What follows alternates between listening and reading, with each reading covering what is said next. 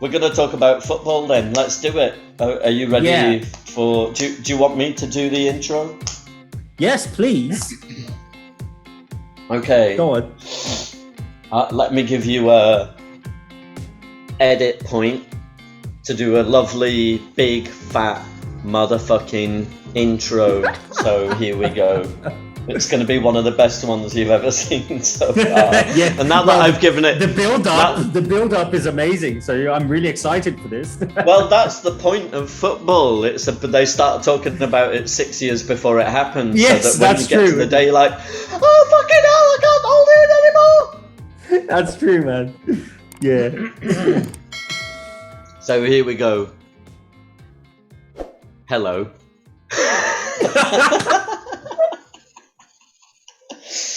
This is the real intro. Vindaloo, Vindaloo, because we all like Vindaloo. That's me being a Chelsea fan, and welcome to the Euro 2020 special. Hey? By the way, talking about Chelsea, right? I know what you're gonna say. Just say it. Right. Do it. No, I'm not going to say it there because you know what I'm going to say. But just just so I don't know if the listeners know, but Chelsea won the Champions League, something like that. This coming from a person who doesn't follow football anymore. No, doesn't really care. No, I don't. So, but today's episode is about football, so this should be interesting because I am so into football nowadays. I used to be honest with you, I used to be really into football. I used to like going to stadiums and stuff, but nowadays I can't be asked really. It's just all the same. So today we're going to be talking about the Euro, which I know nothing about. The Euro 2020 special. Well, I don't even know that much about it. Yeah. Well, you know a lot more than me. Well, I mean, if we were really professional podcasters, we would have done a lot of research beforehand. But since we're not, then, it is what it is. I did. I researched, yes. I watched videos on YouTube yesterday. Yeah. And I read some articles this morning. I really did. I'm not joking. I did. Okay. Yeah. Good, I'm ready. Yourself. Bring it on. I'm ready for this. Well, I don't know where you would like to start on this, but I mean, I could ask you the question, Euro 2020, Izzy, who are you supporting? Well, that's a hard question, mate. And here's why. My heart is divided into two nations from Europe, England and Portugal. So the reasons for England are obvious because I have this attachment to England. So yeah, I would support England, and I've never seen them win anything. So it would be. That's the point. all the people who saw England win something before have probably passed away. God rest their soul. It was a long time ago. I will support England, obviously. I always do. But my heart is divided between England and Portugal because I also spent a few years in Portugal, and they won Cristiano it last Ronaldo. Time. They're not going to win it again. And Cristiano Ronaldo is a god. He's sexy as hell. That guy. He's not a god. Yeah, he is pretty sexy. You watch your mouth. Not a god. You watch your mouth, young man. Well, I am watching it. I can see it in the video. Exactly. Yeah. Well, I really do think he's one of the best players I've ever seen play. And this is coming from someone who watched Ronaldo, the real Ronaldo, and other players like Maradona. I caught the end of Maradona's career, but I do remember him playing. I remember Ronaldo, Rivaldo, that amazing Brazilian team that we had in 2002 when we were champions. So I've seen amazing players play. There. Why? 2002. I don't even know that year. Made it sound like a year from the future. But yeah, I get what you mean. 2002. That's right. But yeah, I've seen these players play, but still, I would put Cristiano Ronaldo at the top of that list. You know, he's unbelievably talented. Portugal have got a tough ask because they're in the group of death, right? Hungary, That's true. Not so much, but Portugal, France, Germany in the same group. Yeah. You know. Yeah. But Netherlands that have the best group, right? I would say, yeah, they have an easy group, right? But I don't trust the Netherlands. I don't think they will go very far. They're kind of you don't trust them. I don't trust their great team. Country, but what? What do you mean? You don't trust their team to win? You mean? No, I don't. No, I don't think they will. Right, because the Dutch team have always been put as a strong contender, but they never really get that far. They got far a few. When was it? 2010 or 2014? They reached the final. I think. Right? I think so. Yeah, I don't remember very well, but they never win anything. It's just it's like England. Off subject, by the way. How is your marriage? I mean, it's early days, so probably you're going to be allowed to watch the games, right? I don't know. Things change when you get married. Rules change. They do. They do. I'm not allowed to do that. I had to send in a formal request to do this podcast today, and I had to plead for her to allow me to do this. So yeah, things change when you get married, guys. Be careful. Everything I do nowadays, I have to send in a formal request. But she said yes to the podcast, and I'm just waiting for her answer as to whether I can watch the games or not. Well, at least you did it for love, so that's the main thing, right? No, married life is amazing, man. I mean, I was married already. We were living together. We just, made it official in the eyes of society. And the Lord, right? I guess you were going to say. Yes, the eyes of the Lord. We made it official. We're really happy. Life is great. We're really good friends. We've always been really good friends. So things are just normal. And we're excited to go to England in December as a married couple. That's good. Yeah, let's see. Well, you should be excited to see what her reaction is when you have to wake up early on Sunday morning and watch England play Croatia on Globo at 10 a.m. Oh, yeah, because she's really into football. I asked her the other day. Yeah, no, she hates it. She hates football. She hates watching it. She doesn't like it. She doesn't understand anything really about football. The other day, I was asking her if she could name a team from England, and she actually said Brazil. Neither do we. That's kind of the point. Exactly. Ball, back of the net, kick it in the goal, pass to the other guy. What way? Yeah. What side am I playing for? Yeah. But let me throw the question back at you. Who do you think is going to win this? Well, I think France are the strongest contenders. You can't discount Portugal. They've got a good team. Belgium, although they're getting a little bit older. Germany are quite wily. Croatia got to the finals of the World Cup, so you have to watch out for them. Spain are a team who, they've had some downs recently, and that's always a strong team that you think they can have some ups. Russia, a surprise package, I think. You think? Apart from that, I mean, you've got England, who have, for me, the most exciting squad, but also the kind of squad who can, not show up, England have flattered to deceive so many times by having good runs in, qualification processes and then get into the finals and being a big, steaming pile of old poo. And I think that, under Gareth Southgate's management, maybe they're a little bit better than that. They're much more kind of consistent and exciting too. If you look at the squad, I mean, we were looking at leaving behind some pretty talented players got left behind, Jesse Lingard, the guy who plays for Leeds, who I forget his name. There was a defender, what's his name? Ben Godfrey, who's very good side back, I think. Okay. So there were, for the first time, we were talking about talented players not making it to the squad because the squad is so strong.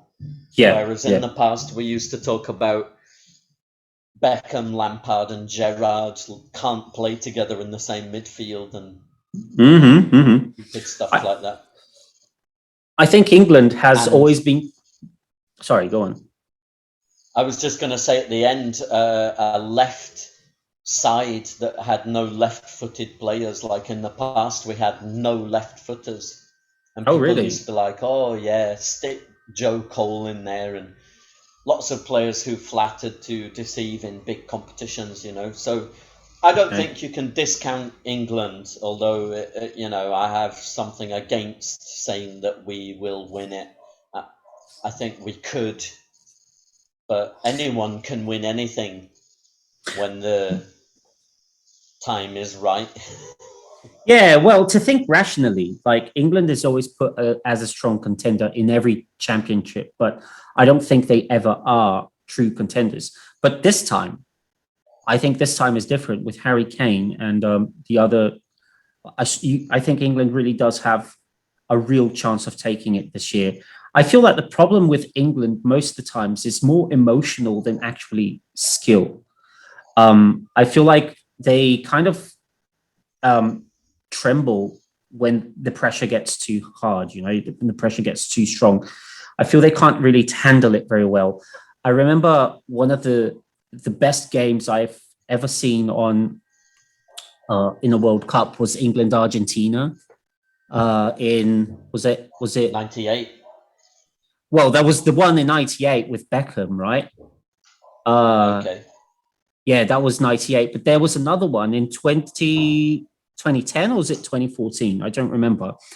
But I mean, when you play against Argentina, it doesn't really matter how good your team is. It really matters how well you can control your emotions in that game, I think, because the Argentinian side will tease and wind you up until you lose it. And I guess that's what happened in 98. Yeah, they are. They play dirty. So I reckon most of the times England just needs to control their mental state in a game, But skills, I mean, it's a strong side this year. It's a strong side. I think one of the things that you saw from the World Cup was that old Gareth Southgate was a really great appointment because he's the guy who's lost a penalty before in a big competition, and he knows what it feels like to deal with that pressure and to have the negative aspect of that pressure after missing and so on. So from what I can tell about what Gareth Southgate's done to the team is that he's kind of taught the players a lot about that sensitivity and about the fact that it's not just about football. It is about emotion. And you can be Lionel Messi or Cristiano Ronaldo, but if you don't have the other guys around you, and if everyone's not on the same wavelength and in the same moment, psychologically as well as physically, then it all counts for nothing. And I think that you saw the fruit of that because we got to the semi-finals of the World Cup in pretty fine style. And we were, by that time, one of the favourites to win it along with France. And we could have, but for the grace of what actually happened, we could have, gone on to the final and won it. And I think, maybe another good thing is we have quite a young team now. And that's true. Are less afraid than we learn about fear over time. Yeah, that's true. Younger people, they don't fear anything. So maybe that goes, Mason Mount, Jack Grealish, Phil Foden and Mason Mount know what it's like to win now. Mason Mount just won the Champions League, like you said, with Chelsea. Phil Foden won the Premier League with Manchester City in fine style and is one of the brightest world players at this moment in time. Jack Grealish along. I'm expecting those three players to have really good championships. I think Mason Mount's the one that kind of shines less for me out of those, but they're just three names in a squad that's full. So let's see what can happen. It could be good. What I like about the England squad is precisely what you said. You know, it's a young team. I think they only have 3 players that are over 30, something like that. I did my research, and so that's a very young squad, which is the opposite to Croatia. The Croatian team, I mean, they were strong in the last World Cup, but they've aged a bit. So, I mean, they're not at their peak anymore. So I guess it will come down. I have to give you a 10 out of 10 for that obvious statement. They've aged exactly 3 years, I would say. That's right. Yeah, it was hard to come to that conclusion, but I did watch a lot of YouTube videos about it. I wouldn't have come to that conclusion on my own. I wouldn't.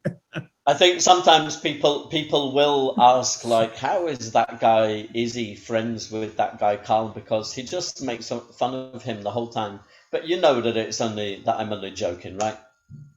Dude, this is English banter. That's okay. Yeah, it's sarcasm. We do it better than any other place. Until around about 2006, Americans thought that sarcasm was a font in Microsoft Word. There he goes again, making fun of the Americans. No, I like America. Of course you do. Of course you do. Yes, we've noticed that. It's got the biggest and best things in the world in it, you know. And I like Americans. According to them, they do have the best and biggest things in the world. I'm just making fun, really. I have no problem with America or any other place. Obviously, in the big old fat-faced world. For me, like, you know. Did you just say flat-faced world? I didn't. I said fat-faced. Okay, no, let's just make that clear, because we might lose listeners if you say flat-faced Earth. The world is not flat. You might think that it is. You might have some theories, but it wouldn't make sense. Do you think Portugal is a contender? Portugal are a contender. They've got good players: Bernardo Silva, Bruno Fernandes, the aforementioned Chris Ronaldo. I think I heard somewhere that he likes it when people call him Chrissy Boy. But, you know, from behind. I just feel like they've gotten a little bit. You know what the problem is? There isn't a massive balance between. But how can you respect someone who likes being called a Chrissy boy? You can't respect anyone. Hi, Chrissy boy. What, Chrissy boy? Seriously? But sorry, Chrissy boy. Go on. If I'm not mistaken, it was Wayne Rooney that gave him that nickname. No, it wasn't. But it could have been. It could have been. If I was Wayne Rooney back in the day, I would have called him Chrissy Boy, and I would have made him like it just for future joke. Well, if Wayne Rooney said my name was Joseph, I would take it. I would never. Yeah, totally. I would never oppose anything he says. So, because you were talking about Cristiano Ronaldo being a god. Wayne Rooney single-handedly took it to the world stage when he was 18. He was like the dawn of football. He was he was basically our Maradona or our Messi, you know. Yeah. He was, and he's like a little small. He still is a genius. He still is, and he's like a little small pit bull, isn't he? He used to be a boxer, isn't that right?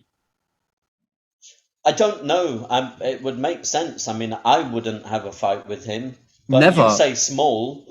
I mean, as a person who's like 5'6" and a bit, for me, he's probably like a giant. Yeah. But size is relative. I remember. Do you remember Alan Shearer? Who could forget Alan Shearer? He's the best football player ever. He used to be a good. Someone said once. The best. What did you? What? No, wait. Stop. The best football player ever. I mean, he's the Premier League top scorer until now. Fantastic player. Yeah, but best Manchester player United ever. Twice. Totally. Best player ever. That's what some people say. That's what some people say. Some people could be like 2, 3, 4 people. Well, I don't want to get nailed down into semantics. I don't know how many people said it, is the point to that. All right. Okay. I'm not saying it, is also the point. So, like, for me... Alan Shearer was really good. I remember he used to be good at heading the ball. Right? Yeah. No, seriously, I'm not joking. Do you remember that? He used to be really good at heading the ball. And he played for Newcastle, didn't he? He did. He turned down Manchester United to go to Blackburn, and then he turned down Manchester United to go to Newcastle, and doesn't regret it. And I think that's he came close to winning the Premier League with Newcastle, in one season. It was a close run thing. I don't know if you remember. There's a famous video of the manager. Who was the manager? Someone will have to remind me. Neil maybe will have to remind me who the manager was. But he lost it in an interview when they asked him about something Alex Ferguson had said. Because Alex Ferguson looks like a sweet old man, but he really knew how to wind up his opponents back in the day. Mm-hmm. He was fairly brutal. But yeah, he was a great player. Yeah. Yeah, I don't know why I brought him up. It just came to mind. But anyway, so... it's a name that popped into your head. I mean, we could spend the next 2 hours talking about footballers, players that we know, but I don't know how exciting a podcast that would be. Yeah. What I'm going to do now is I'm going to tell you the groups and the teams in the groups, and I'm going to get you to give your opinion on who makes it out of that group. Are you ready? Okay. Yeah, go ahead. Group A, Turkey, Italy, Wales, and Switzerland. That's a tough one. Italy. First place. Really? Okay. I would say this so. This is being recorded. You remember that, right? Because we're gonna look at when we do our post-Euro 15-minute special. We can say how wrong we were. Okay, no, I think so Italy. Italy first place in that group. Okay. And who else is in it? Switzerland, Turkey. I would really like Wales to make it out of that group. I would like Wales to do that. Because I like Gareth Bale. I think he's really. I think he's met him. I have. He's one of my close friends, together with Chrissy boy. He likes playing golf. Are you a golfer? No. But he spent 6 years doing at Real Madrid, basically. But he's too much of a player for Wales, I think. And that might sound rude, maybe, but he's too much of a player for Wales. Well, I think in the past, but these days they've got a very good squad, much better than in the past. Yeah, But I would definitely say Italy number 1 and Turkey to go through, and possibly Switzerland gets dropped out, maybe. And how about you? For me, I would go maybe Wales and Italy in that order. Okay. I mean, you can't rule out Italy ever, can you, in any competition? I mean, Italy is iconic. I guess you can. I guess you can, but you shouldn't. I mean, for me, the Italian league at this moment doesn't have a lot of standout heroes as players. They've got a couple of good players, but they're definitely in a transition moment. Group B then. Yeah, Group B. Who have we got in Group B? Denmark, Finland, Belgium, and Russia. Well, that's okay. Well, Belgium, number one, Belgium, Okay. and possibly Denmark, I would say, Okay.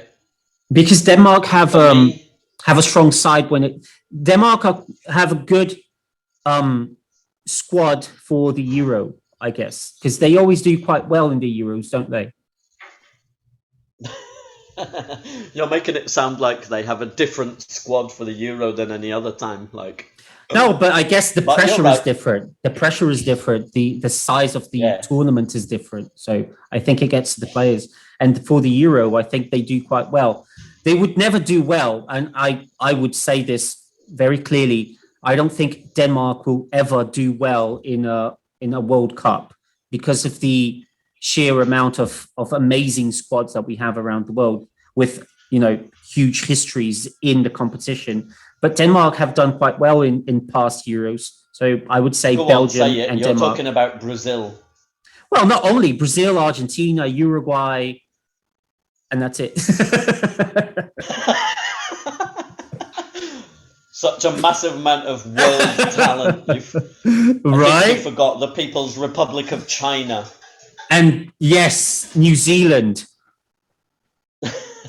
But anyway, well, so how about you, though? I bet you're going to say Russia. No, I think I agree with you. I think Russia are always a dark horse, but I agree with you. Belgium and Denmark, for me, should be. Now, if I'm not mistaken, Belgium is number one in the FIFA ranking.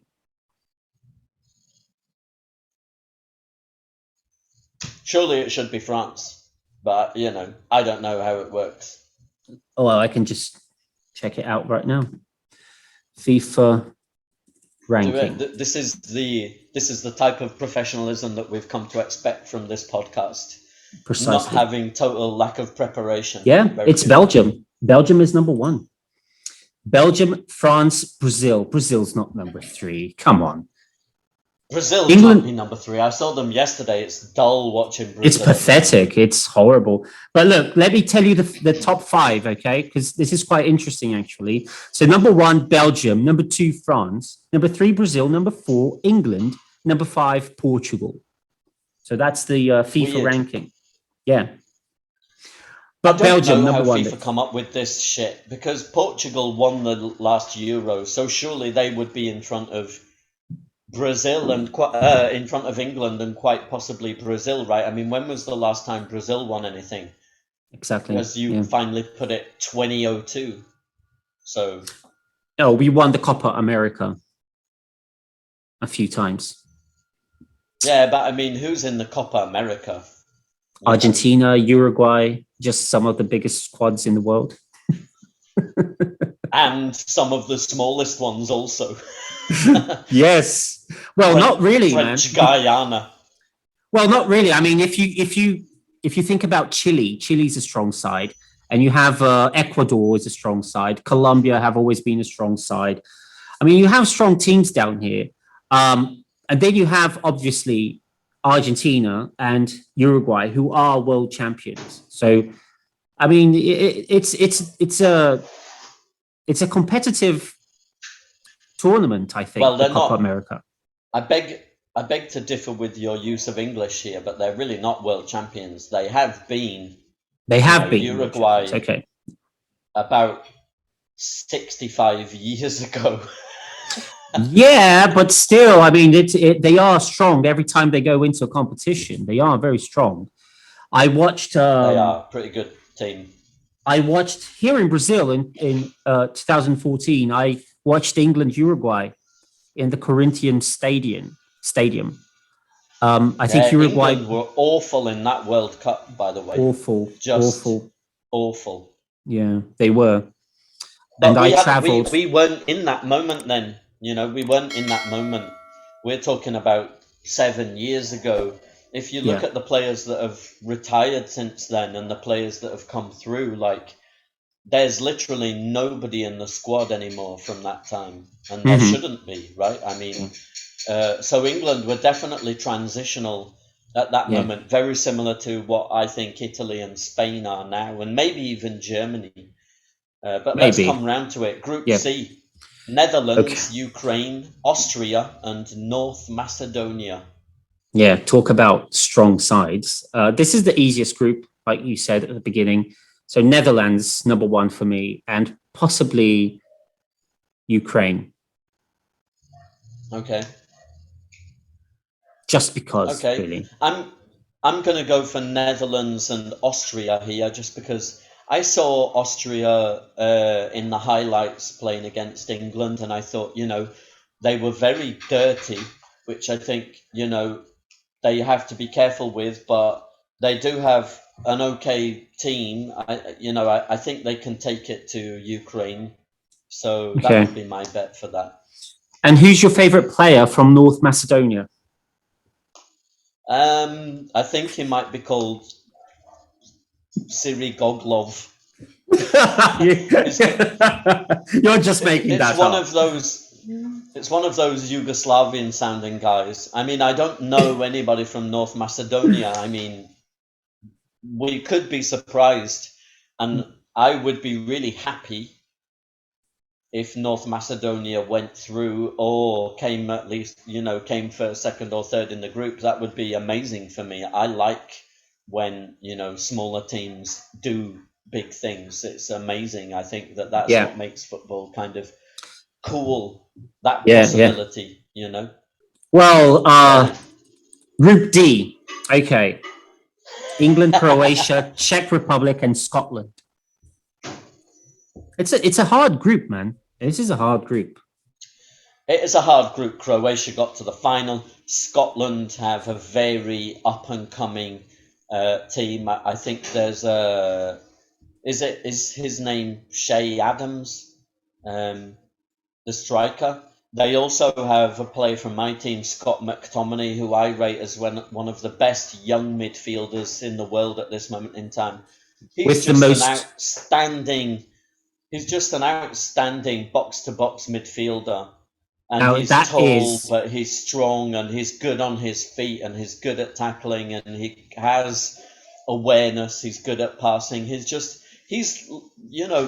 like, you can see him learning off Pogba, although he's not exactly similar to Pogba. I would never say that, but I think Scotland have an all right package. And I think my pick for that is it could be England, Scotland that go through, Well, I wouldn't rule that out as a possibility. I would say England. I would say England. I don't really think Croatia are going to do very well. I think they were just fluky really last time in the World Cup. And then you might argue they had a fairly easy run, but also England did, so. Yeah, well, I think Croatia might not get through, and Czech Republic, they used to be really good. I remember Czech Republic used to be. They have the checkered uniform, the checkered what do you call it? Gosh, I forgot the word. Kit. Yeah, that's it. So they used to have the checkered kit. I don't know if they still use it, but they used to be strong side. I remember. I mean, you could never mess with the Czech Republic, but I would like Scotland. No pun intended, right? No pun intended. The Czech Republic had the checkered kit. I would like Scotland to go through. I would like Scotland to go through. I would too. And this is like, people expect me to be anti-Scotland because Scotland are very anti-England at some points in time, but I just can't be, I think I would really like to see them go through. Not really, I wouldn't like to see them go through at the expense of England, but I'd really love them to go through at the expense of the other two teams. Yeah, absolutely. Scotland are a team that I'd like to see up there because they go to the World Cup and the Euros sometimes, and they always seem to be the whipping boys, Yeah, that's true. We could change that. Like, I think if Scotland can get some kind of result against Croatia and hope for Croatia to have a worse time than them against the other two teams, then it's a possibility, but Yeah. it really depends on what the mindset is of the players. Well, that's true. I think Scotland should aim for third place, and because I know that third places will go into a draw or something, and not a draw, Into but the they will pot, be right? and they will be chosen. I don't know, how do they go through? It depends on how many points they got, right? I think that's it. I think the best. I think the top 4 third places go into a little semi-final and final playoff. If they play, I don't know how it works. against England, I don't think they can expect too much against England. So they would probably play for a draw. And with Croatia also, I would, if I was Scotland, I would play for a draw. But with Czech Republic, I would probably play to win. So if I get 4 points, if Scotland gets 4 points, then I think they're strong contenders for, a third place promotion or something like that, Well, I mean, Scotland isn't just a formality. They always do well against England, Scotland, not necessarily result-wise, but performance-wise, because there's an extra catalyst for them in that. Yeah, the rivalry, anyway, yeah. Right, Group E. Group E. Spain, Poland, Sweden, Slovakia. Yeah, I mean, Slovakia are a surprise package. Poland can be strong or not. I mean, they've got some okay players.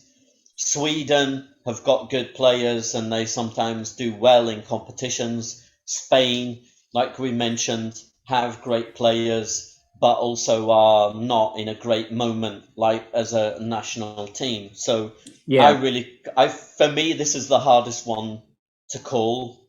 Second hardest, maybe, because we have the group of death. Group F. All right, I would for this one, I agree with you. It could go either way, really. Spain, Poland. I would probably put Poland at the top, just because I think Spain haven't really shown up for competitions lately. So I think Poland and Spain.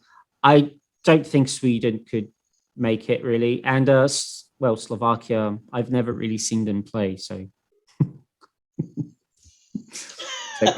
Slovakia, nobody knows where it is, so just forget about that. I mean, Slovakia, they're pretty organized and they're strong, and they come from footballing background because of the Czech Republic. So, I think that they can be a surprise package. I mean, my heart wants to tell me Sweden and Spain to go through, but I think Poland are pretty strong, and I think Slovakia could be a surprise package in this group. So I really don't know, but I'm going to leave because we have to say something, I'm going to leave it at Sweden and Spain in that order. Woo! Okay. Sweden. That could really come back to bite me. That. Yeah. Well, same with me. I mean, I think Poland and Spain. But anyway, all right. Well, totally. Moving on to Group F. This one is the group of death, and it's actually interesting. I want to say something about this because I think, if I'm not mistaken, Group F and Group D, England's group, they actually clash in the next round. So, depending on the outcome of Group F, it might be a good idea. It might be beneficial for England to come second. If England go through in first, then potentially they play Portugal. Although we don't know, that could be Germany. France top the group for me. So England want to avoid second place like the plague, because second place gets France for me. Yeah, but is it really that different? I mean, it's not different. If you play Germany, France, or Portugal, it's the same, I guess. It's going to be if you're giving me the choice. Yeah, totally. But if you're giving me the choice of playing who I think will be the eventual winners, or playing Portugal or Germany, I would take Portugal or Germany straight away. Okay, you wouldn't want to play France. you don't want to play France in the second round because there's a likelihood of you going out, right? They're just the best team in the world at this moment in time. So this is what I think. This is a prediction of the outcome of the whole tournament. I think the winner is going to come from one of these four teams: Germany, France, Portugal, or England. It's going to be one of these four teams. So it really comes down to these four teams, I think. And whoever wins the next round, I think is the team that's going to take it. So because we're talking about Germany, France, Portugal, or England, they will clash, and the team that wins those games is definitely the one that's going to make it to the final. That's what I think. Have you been doing like a seance or something? That's a very strong prediction. I mean, by how you're talking, we might as well just skip the competition. Just go straight to the semi-finals. Do you know what I did? I went on to the UEFA website, and they actually you can actually put in the predictions and put the teams to clash against each other, so you can have a whole prediction of the whole tournament. So that's what I did. Okay. I did my research. There's always there's always surprises that can happen, you know. But I think you're maybe not so far away from what you say. Absolutely, but I mean, rationally thinking, right? Rationally thinking. I mean, if you go, these four teams are the strongest in the competition, I think. I mean, Germany is Germany, right? It's like Italy. You can never really put them aside. France, as you said, strongest team in the tournament. I mean, to use your words, I don't really agree with that, but best team in the world, you said. And Portugal, I don't think Portugal is a strong side, to be honest with you. And before I get any comments, the same thing I said about England, right? The emotional side. I think the English squad, they tend to lose it emotionally. And the Portuguese side also. They tend to lose it, but they actually lose it on the pitch. They get angry, they get wound up with things, and I don't think they have what it takes. They were champions last time, but I don't know. I don't really think they're a strong side. But Izzy, you said at the beginning, then, right? But Izzy, you said at the beginning that you thought they were going to take it. But yeah, I support them because emotionally I have this attachment to Portugal, and because I'm friends with Chrissy Boy. But Chrissy Boy. Answer me this then. Where are you? Because it looks like a training ground behind you. This is one of the top European stadiums in the world, Hastings United, the Pilot Field. This is Hastings United's ground. Yeah. Yeah, very chic. You can tell. Capacity 27. Exactly. on the bench. Yeah.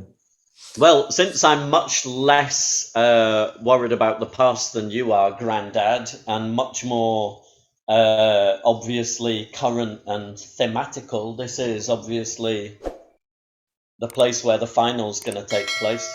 Oh, yeah. Wembley Stadium. Check that place. Shit out. That's nice. 90,000 dudes. If it wasn't pandemic, obviously. Yeah. 90,000 dudes and dudettes screaming for their team. It's good. Must be a nice place. I mean, I've never been inside. I went to see Red Hot Chili Peppers at the Wembley Arena, which was next to the old stadium before it was knocked down, but I've never been inside Wembley. It must be cool.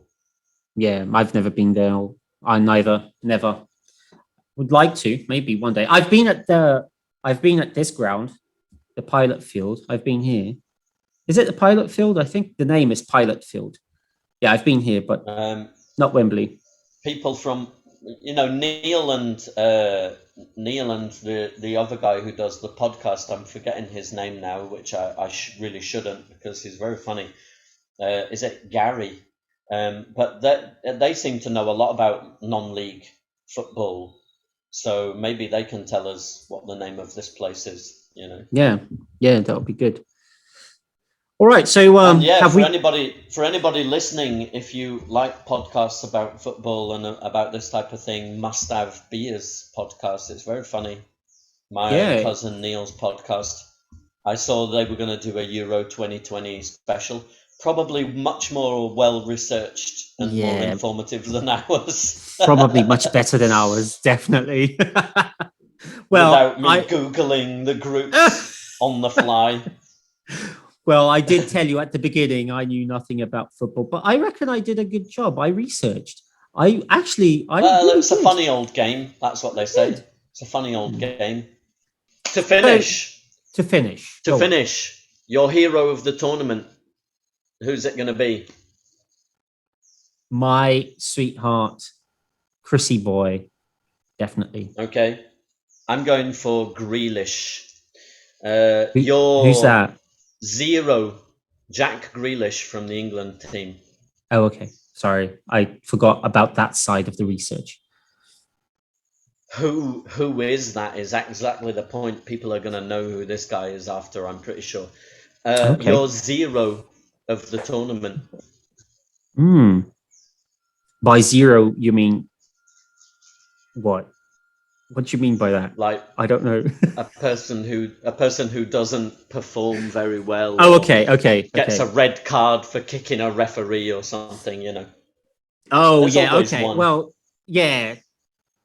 Let's see. Well, definitely someone from the Portuguese squad. Definitely. Really? Yeah. I think another zero of the tournament could be the VAR, which for me sucks a lot of the time, you know. Mm-hmm. The VAR? Yeah. Who's that? The video Oh, okay, I got it. Who's that? That's not a person. The VAR. If that was your name, what kind of person would you be? We've got The Rock. He's a famous actor. We've got the Fridge. He was the famous American football player. The VAR. The VAR. Top striker for Slovakia. Dude, I'm so into football, man. I'm so into football. Yeah. The VAR. Got it. Okay. Typical Brazilian. You just support the people who are winning. I don't support anybody. And don't you dare offend me. I'm joking. Oh yeah. But this is cool. We should do an episode talking about the Copa America. I know you completely despised it. You completely diminished the quality of our squads here in South America, and you did call everyone small and tiny and pathetic. But I think we should do an episode on the Copa America because Be careful that I don't get in touch with my lawyer, because I don't remember those words coming out of my mouth. Oh, after I finish editing this episode, I will make sure that you have said those words. Okay. I mean, we could do an episode of us suing each other for defamation. That could be pretty fun. But the Copa America has become very political. Did you know that it's actually now in our Supreme Court to be decided whether we're going to have it or not? I mean, I did see that. Yeah, it's become so political that our Supreme Court is deciding it. So, I think that some of the people on the other side of the pond there in Europe might get a kick out of knowing about that. I think we could do a 20-minute Copa America special. I'm always up for that. Yeah, very exciting. I mean, the things that are happening here. It's nothing related. It's exciting not because of the football. It's exciting because of the things that happen in the background, you know. Well, we love a bit of gossip. It's what makes the world go round. But just for the people to know, we do have some cool podcasts to come, do we not? Some stuff in the pipeline. We've got some slangs and bad words to come. Yeah. Mm-hmm. Do we not? Translations from Portuguese to English, English to Portuguese, which are funny. Yeah. What else do we have? Music, yeah, definitely. I would like to ask our viewers to jot down some ideas also, things that you would like us to talk about, whether you have questions about learning English or something like that. Also, we would love to get some of your suggestions. That would be great also, right? Yeah. Give us a follow on the old social networks, Spotify, Please do. Yeah. YouTube. And share us with your friends. Of the other ones. Yeah, and tell people if you like it. Tell people, please. Share us. And please don't forget to subscribe. I mean, it really helps us to know that you're enjoying this when you subscribe, and when you give it a thumbs up. It helps us to understand that we're doing the right thing. Yeah, we want to continue bringing you guys quality stuff, but in a informal way, making fun of each other, getting bullied on by Carl, and that's it. I'm not a bully. I'm not tall enough to be a bully. And anyway, you're the person who's like third dan karate. Would be like a really big, no, I'm not. Bruce Lee type tough guy that would be able to bully you. Your WhatsApp profile picture is you kicking the shit out of a punch bag. That punch bag could be me. It's Photoshop. Yeah, you're gonna Photoshop a picture of me in there at some point. Probably, I should. Yes. I should. Okay. Last question before we finish. Your favorite football song? It's Coming Home.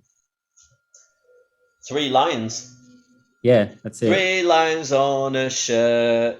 That's the best one. Never stop believing. Yeah, I mean for me it's iconic. It's iconic, isn't it? Yeah. A tournament without that song. A tournament without that song just isn't a tournament. Yeah, the England fans love it, and because it's easy to sing, the melody's perfect. The lyrics are great. It invokes the idea of winning, which is weird because we've never won anything since it was made. But it's coming home. Well, I guess it is, because the final will be in Wembley. But whether England will be there is just that's another thing. I think I like the one I was singing, Vindaloo by Chumbawamba. That's another great song. But